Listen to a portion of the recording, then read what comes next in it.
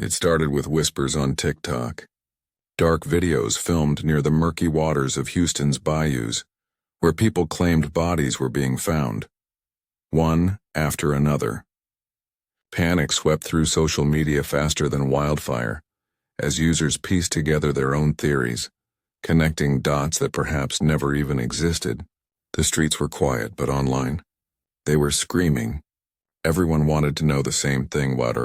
Was there really a serial killer in Houston? In just days, hashtags like NAR, Houston serial killer, and Stay Safe Houston exploded, drawing millions of views. People filmed eerie places near the water, pointing to random clues, shadows, and strange noises as evidence. Others said local police were covering something up. The city's calm skyline suddenly felt haunted, and even though no official statement confirmed any killer, fear had already taken over the internet. But behind the screens, away from the TikTok filters and trending sounds, a darker truth was forming, one that said more about us, about fear, and about how quickly the world can believe a story, especially when it's told in the right tone. Houston's Buffalo Bayou had always carried a strange reputation. Silent at night, mist curling off the water like whispers of the past. Locals said it had a presence, a kind of eerie calm that turned unsettling when the moon rose. When a few bodies were found near those waters, the internet didn't just react. It exploded. People didn't wait for police reports. They started making their own investigations, posting maps and connecting random incidents to one horrifying conclusion. A serial killer was hunting near the bayou. TikTok videos began flooding the platform. Some showed real police cars flashing near the riverbanks. Others captured half-submerged shoes, or blurred shapes floating in the distance. Comments piled up. Be careful walking alone. He's still out there. Houston isn't safe anymore. Fear began to trend. Each video ended with someone saying, "Share this before it's deleted," turning rumor into gospel. But what no one realized was how fast digital fear could blur the lines between truth and fiction. The panic wasn't just about what was found near the water. It was about how the internet fed on mystery, each user adding a piece to a puzzle that might never have existed at all. A young creator named Mia posted one of the first viral videos. In it, she stood trembling by the edge of the bayou, the sound of crickets and sirens filling the air. Her voice cracked as she said, "I think I just saw something move." Within hours, her clip reached millions. Strangers stitched it, slowed it down, zoomed in, and claimed to see faces, hands, or worse, bodies in the background. News channels picked up the trend. Reporters repeated what TikTokers were saying, while the police urged calm. There's no evidence of a serial killer, they said. But that didn't matter anymore. In the public's mind, the killer was real. Every shadow was suspicious, every missing person a potential victim. Even people who had drowned accidentally were now part of the pattern. By the end of the week, Houston wasn't just a city anymore. It was a storyline. And millions were watching, refreshing, scrolling, and whispering, "Who's next?" Police found themselves fighting a different kind of enemy. Not a killer, but the internet. Rumors move faster than facts. A single video could undo hours of official clarification. Officers patrolling the bayou reported finding people sneaking around at night with flashlights, filming, hoping to catch the murderer on camera. The chaos grew when a popular TikTok user posted what looked like a crime scene photo. Yellow tape, a white sheet, and the outline of a body. It was later discovered to be an old picture from another state. But by the time the truth came out, millions had already seen it. The panic had momentum now. It didn't need proof to survive. Behind the scenes, officers started monitoring social media themselves, trying to trace the origin of the rumors. What they found was more frightening than a killer. It was the sheer speed of fear itself, spreading from phone to phone like an infection. By midweek, the hashtag #HoustonKiller had over 30 million views. People began visiting the supposed dumping sites, filming reaction videos and even holding live investigations at 3 a.m. For every skeptic, there were 10 believers.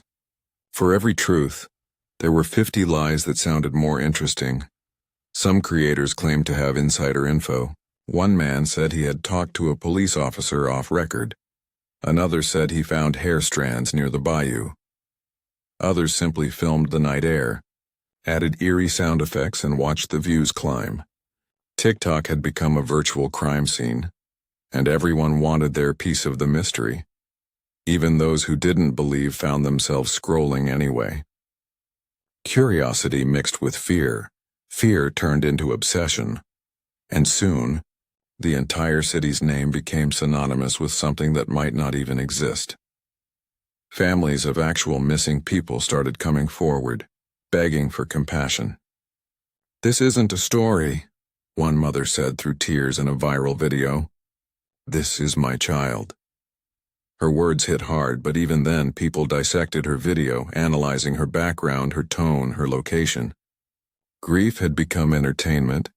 Candlelight vigils were held near the bayou, not just for those confirmed gone, but for the imagined victims TikTok had created. It was a digital ghost hunt, with real emotions and real tears. Each clip of the flickering candles gathered thousands of likes. Yet behind those moments of sympathy, the real horror was how easily the internet had turned tragedy into trend, and how, for many, the line between empathy and entertainment no longer existed. Autopsy reports revealed that most of the recovered bodies weren't murder victims at all. They were cases of accidental drowning or overdose. But by the time those reports surfaced, few people cared. The truth was boring. The myth was thrilling. In quiet rooms, officers and journalists shook their heads in disbelief. They weren't fighting a serial killer. They were fighting an idea that refused to die. "We can't compete with viral fear," one investigator admitted. And maybe he was right. Once a story like this takes hold online, it becomes something else entirely. A monster built from pixels, panic, and imagination. But even as the evidence faded, TikTok kept breathing life into the myth, proving that sometimes the scariest thing isn't what's real, it's what we choose to believe. TikTokers kept posting, some chasing views, others genuinely afraid. Screens glowed late into the night as people replayed clips, analyzing reflections and shadows, trying to spot the killer. A few creators admitted they had staged parts of their videos, but by then it didn't matter. Once the lie felt real, the truth lost its voice. Meanwhile, ordinary Houstonians felt trapped inside the story. Parks emptied out, joggers avoided the bayou paths, parents forbade their kids from walking home after dark. The city's pulse slowed, not from a killer but from collective paranoia. Still, somewhere deep inside, people wanted to believe. Not because they loved fear, but because fear made them feel connected, like being part of something bigger, darker, mysterious. Reporters began confronting the influencers who spread the panic. Some apologized, others doubled down, saying if it keeps people safe, it's worth it. But safety wasn't the goal. Virality was. Behind each post was an algorithm that fed on engagement, and nothing engaged people like fear. Clips of police denying the rumors were labeled cover-ups. Every official statement was twisted, edited, or stitched into another video that said the opposite. The digital wildfire had burned too far.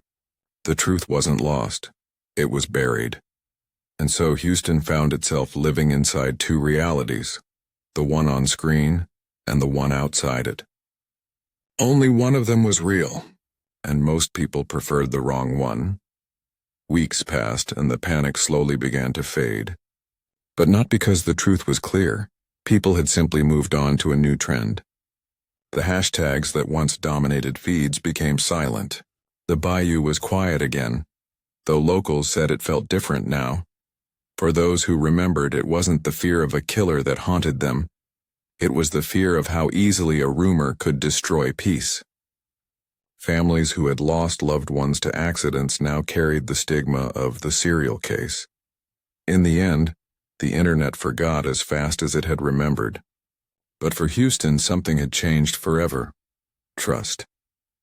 Now, months later, when people walk by the water and see the faint ripples under the streetlight, they still remember the panic. Some even whisper that maybe, just maybe, the story was true after all. Because sometimes, even when fear is fake, it leaves behind a very real scar. The city healed, but the internet never apologized.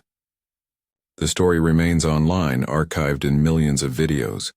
A ghost in the algorithm, ready to haunt the next place that trends. And as the camera fades over the silent bayou, we're left with one final question. Was the real killer ever out there? Or was it us, believing what we wanted to believe? If this story shook you, remember sometimes what we see online isn't the truth. It's a reflection of our fears. But if you love real mysteries, stories that make you question everything, subscribe now, because next time the line between what's real and what's imagined might be even thinner. Stay safe, stay curious, and until the next mystery,